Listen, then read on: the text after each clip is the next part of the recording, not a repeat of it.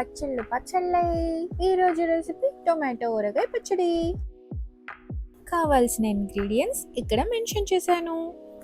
ముందుగా stove on చేసి చిన్న ప్యాన్ పెట్టుకొని అందులో ఆవాలు, మెంతులు లైట్గా ఫ్రై చేసి దాన్ని పెద్దగా పొడి చేసి పక్కన పెట్టుకోవాలి.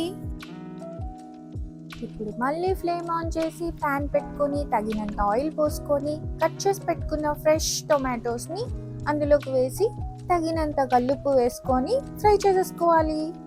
చింతపండు కూడా వేసి కాసేపు మగ్గనించి దీన్ని చల్లార్చుకోవాలి. ఎయిదర్ రోట్లో దంచుకోవచ్చు, మిక్సీ కొట్టచ్చు. ఇప్పుడు మళ్ళీ కాస్త ఆయిల్ పోసుకోండి. ఆల్రెడీ వేసుకున్నాం కాబట్టి గార్లిక్, కరివేపాకు లైట్గా ఫ్రై చేసి ఈ టొమాటో పేస్ట్ మొత్తం అందులో వేసేసి తగినంత కారం ఎక్కువ కావాలంటే ఎక్కువ వేసుకోవచ్చు. నేనైతే 1/2 కప్ వేసుకున్నాను. ముందుగా పొడి చేసుకున్న ఆవాలు, మెంతులు పౌడర్ కూడా యాడ్ చేసి బాగా కలుపుకొని లాస్ట్లో కొద్దిగా ఇంగువ తగిలిస్తే ఆ వాసన, రంగు, రుచి అదరహో. అంతే, సింపుల్ అయిపోయింది ఊరగాయ టొమాటో పచ్చడి.